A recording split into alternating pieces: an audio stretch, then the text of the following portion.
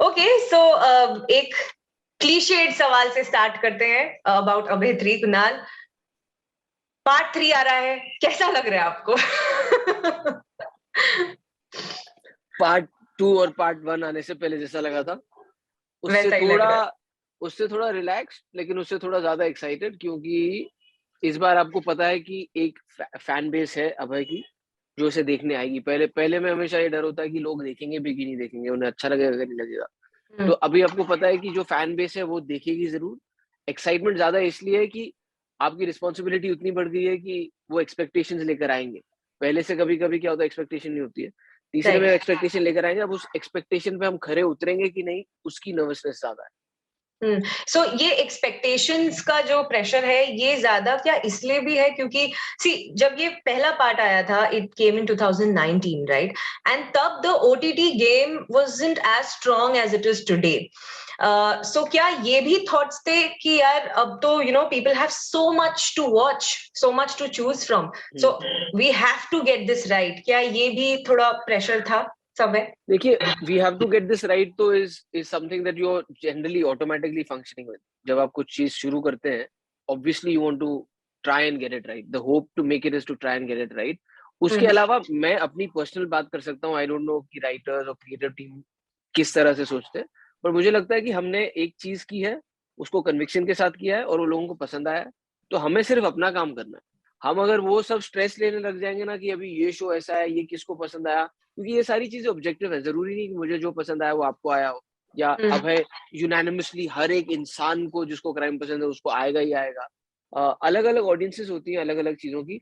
हमारा सिर्फ जो स्ट्रेस स्ट्रेस में बोल रहा हूँ, wrong is the wrong word, but जो एंटिसिपेशन है कि जो लोग ऑलरेडी इस शो को चाहते हैं उनको तो डेफिनेटली इम्प्रेस करना है, और कहीं ना कहीं कोशिश ये करनी है कि और लोगों को इस शो से जोड़ सके। सो इसमें अब है 3, एंड 3 नए कैरेक्टर्स भी जुड़े हैं इसमें, and 3 brilliant actors. I think मैं पर्सनली उनका काम बहुत ज्यादा अप्रिशिएट करती हूँ। विजय राज सर, राहुल देव, विद्या। सो ये तीनों, एंड मुझे पता है कि ये तीनों आ रहे हैं इसमें आपकी लाइफ और डिफिकल्ट बनाने in the show. But otherwise, when they actually joined the team, how was it like? 3 brilliant actors coming to the show. It's very exciting and it's great to work with actors, you know, because और अभय में एक चीज मेरे को notice हुआ है कि एक तो डेफिनेटली इस शो के हाईलाइट विलन्स हैं, क्योंकि अनलाइक अदर इन्वेस्टिगेटिंग शोज यहाँ पर वैसा नहीं कि आप पूरे एपिसोड में सोच रहे हो कि किसने किया और एंड में आपको पता चलता है इसने किया। आपको ऑलरेडी पता है कि क्रिमिनल कौन है। इनफैक्ट एपिसोड खुलता विलन से है और उस विलन की साइकोलॉजी में भी जाता है। और इस शो में कहीं ना कहीं उन्होंने इंटरेस्टिंगली ना ऐसे विलन्स कास्ट किए जिनकी इमेज विलन वाली नहीं। जैसे सीजन 2 में भी जब चंकी पांडे जी को लिया था तो उन्होंने वैसा किरदार कभी नहीं किया था, या एटलीस्ट लोगों के जहन में वैसा किरदार नहीं है। या राम कपूर को मेन विलन लेना, और उस राम कपूर जो इतने family man and like known to be like the sweetheart and all of that, to make him such a dark person in the show. So that's an interesting thing to see. और वैसे ही जैसे विजय राज के साथ अभी मैंने लूट case में काम किया था, तो वहां से लेकर अभय में एक टोटली डिफरेंट एक्सपीरियंस। वहां में नंदन, वो बाला, यहाँ में अभय और उनका जो कैरेक्टर है, तो वो डायनामिक्स से अपने आप में इतना इंटरेस्टिंग है। और बतौर अभिनेता जब आप उनके साथ काम करते हैं उसका मजा एक अलग है। अनफॉर्चुनेटली मेरा विलेंस के साथ ज्यादा काम नहीं होता है अभय में, क्योंकि उनके ट्रैक अलग होते हैं और हमारी मुलाकात सिर्फ एक इन्वेस्टिगेशन और एक अरेस्ट के टाइम होती है। लेकिन उसके उसके बावजूद, क्योंकि राहुल देव और मैं हम पुराने दोस्त भी रह चुके हैं और हम काफी सालों से मिले नहीं थे, so it was lovely catching up with him because of the show also. And of course, as actors, they're phenomenal people to work with. So I had a great time working with them. Yeah.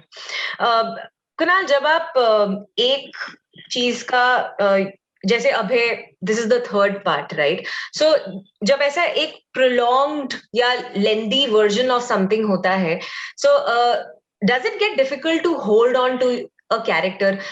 Did you go back to season 1 and 2 देखने के लिए कि यार ये nuances थे जो मैंने किए थे, and maybe I will want to get this in season 3 also? Does that happen? Nuances की अगर बात करें, वो कहीं ना कहीं थोड़ी मसल मेमोरी सी बन जाती है एक एक्टर की ना, जिस तरह आप साइकिल चलाना नहीं भूलते।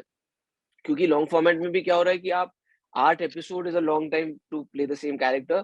Now added to that multiple seasons of 8 तो आज 16 2 सीजन में हो गए और 8 कर लिए, तो कहीं ना कहीं वो थोड़ी मसल मेमोरी में आ जाती है उसकी नुआंसेस। लेकिन आपने सही कहा कि रिविजिट तो फिर भी करना है, क्योंकि हम भले 1-1.5 साल के बाद वो शो कर रहे हैं, लेकिन जब कोई बिंज वॉच करता है वो बैक टू बैक देखता है। और शो में भी सीजन के बीच में टाइमलाइंस हमेशा जरूरी नहीं है चेंज हो। जैसे सीजन 1 और सीजन 2 में तो फिर भी कुछ महीनों का जंप था, सीजन 2 सीजन 3 लिटरली 3 दिन के बाद शुरू होता है। तो वो थोड़ा रिफ्रेश करना मेमोरी में कि कुछ की एपिसोड्स में कुछ की पॉइंट्स थे कि किस तरह से क्या प्रॉब्लम थी, क्योंकि आप भी थोड़ा कभी भूल जाते हैं लाइफ में, इतनी सारी चीजें होती हैं तो तो कभी कभी बीच में उन चीजों को लेकर एक आध एपिसोड उठा के देख लिया। और बाकी तो शो में जाने से पहले राइटर रूम मीटिंग्स होती हैं, रीडिंग सेशंस होते हैं, तो वो एक्सरसाइज वैसे भी हो जाती है।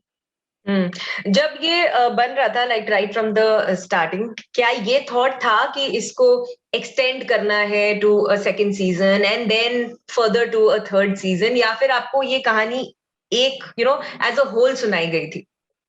देखिए, कोई भी स्पेशली ओटीटी के माध्यम से जो इस तरह के शोज आते हैं, उनका इंटेंट यही होता है कि मल्टीपल सीजन्स बने, लेकिन सक्सेसफुल होंगे तो ही उनके फिर आगे सीजन्स बनते हैं। तो कहीं ना कहीं इन रोड से, और मुझे लगता है वैसे भी क्राइम को लेकर ना, एक क्राइम शोज की एपेटाइट एक है लोगों में, अच्छा लगता है देखना। और क्राइम तो ऐसा है कि अनफॉर्चुनेटली हमारे इर्द गिर्द इतना है और फिक्शनलाइज भी किया गया है, so you can keep that format going only if you have a strong protagonist, strong characters around it, and the worlds that you create. तो कुछ ना कुछ अलग करना पड़ता है। इसीलिए अगर आप देखेंगे सीजन 1 में एक सिंपल स्टोरी थी कि वो हर एक एपिसोड में एक सीरियल किलर को पकड़ता है, लेकिन अभय की एक पर्सनल जिंदगी है, जो उसकी वाइफ के साथ उसका पास था, जो एक्स गर्लफ्रेंड का थ्रेट है, वो जहां तक जाता है। और सेकंड में फिर उसको कंटिन्यू करते करते फिर एक राम कपूर का एक वर्ल्ड आता है, एक किडनैपर का जो रैंसम पे बच्चों को रख लेता है। उसी तरह से अब आगे बढ़ते हुए इस थर्ड सीजन में भी एक हल्की सी नई दुनिया क्रिएट की गई है, उसके एक्सटीरियर ऑफ एक्सटीरियर वर्ल्ड में, बट उसका जो पर्सनल लाइफ है वहां पे भी स्टेक्स थोड़े हाई हो रहे हैं, क्योंकि सीजन 2 में वो हुक पॉइंट आपने देखा होगा जहाँ खुशबू को नताशा के एक्सीडेंट के कुछ क्लूज कोई दे देता है, और Sonam has gone missing, so all of those things kind of come into play, so it does definitely crescendo in a way, तो धीरे धीरे करके ऊपर जाता है। राइट। जब क्राइम थ्रिलर बुक मैं पढ़ती थी ना, या even now when I read any mystery book, any thriller book, I have this urge कि यार वो ना बुक को ऐसे पेजेस फ्लिप करके लास्ट पेज जाके देखते हैं कि एग्जैक्टली क्या होता है, किसने किसका किया मर्डर, कौन पकड़ा गया कि नहीं। सो एज एन एक्टर जब आपने ये स्क्रिप्ट पढ़ी या सुनी, डिड यू हैव दैट अर्ज कि यार एक बार जाके देखते हैं कि एंड में होता क्या है एग्जैक्टली? देखिए, इसमें क्या है कि लकीली वो क्यूरियोसिटी इतनी नहीं रहती, क्योंकि एपिसोड खुलते ही आपको पता है कि किसने किया है। जर्नी ये है कि अभय उस तक कैसे पहुंचेगा और उसको जस्टिस कैसे देगा, और उसके अलावा उसकी अपनी जिंदगी में एक इस तरह का सस्पेंस और मिस्ट्री क्रिएट किया जाता है जो आपको एंट्री करता है कि इसका एंड कैसे होगा। जैसे सीजन 2 में भी राम कपूर का एंड में क्या होगा ये आपको एंड में पता चलेगा, लेकिन चंकी पांडे का एपिसोड में जो है उसका रिजॉल्व आपको एपिसोड 1 में, एपिसोड 2 में, ऐसे ऐसे अलग अलग विलन्स का आपको मिलता रहता है।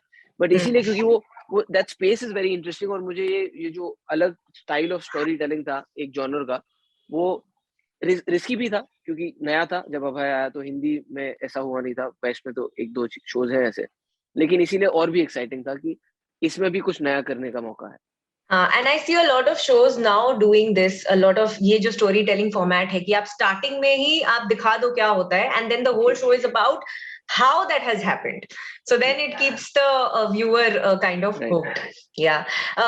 But मैं ना थोड़े दिन पहले Kunal, I think 2 weeks ago I was watching Go Goa Gone and मुझे बहुत टाइम बाद मैंने देखा सेकंड टाइम, so मुझे बड़ा मजा आया देखकर, and I just realized after watching this that you have such a subtle comic timing कि it's not on the face, it does not look like you're trying to be funny, but वो है कहीं ना कहीं.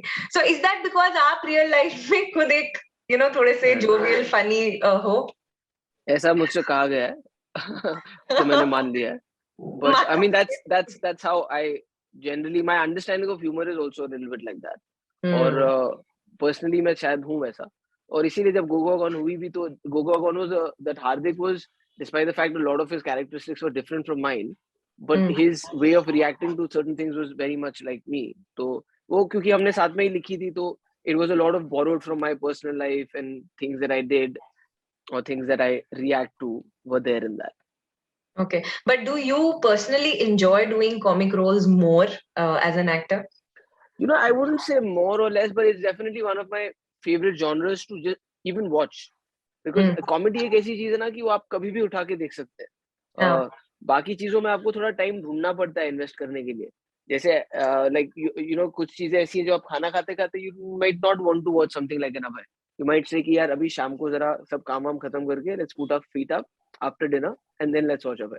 But something like an office और गोगो gone और Golmaal or Friends, you can watch anytime, anywhere, on the phone, in the car, on the plane, in the bus, you know, whenever, bed में भी देख सकते हैं.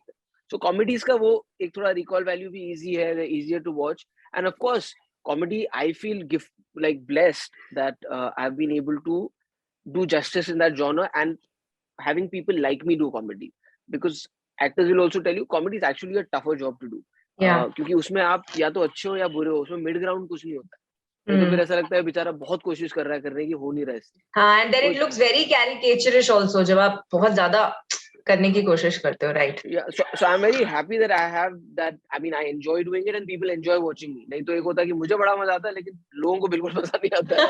So it's definitely a genre that I enjoy doing and I look forward to. But I wouldn't say कि it's my favorite genre as such, because I really enjoy doing stuff like Abhay also. And Touchwood, I mean, we are doing season 3. That means somewhere people like me doing stuff like this also. Thank you so much, Kunal. Thank you, buddy. See you. Okay, bye. 92.7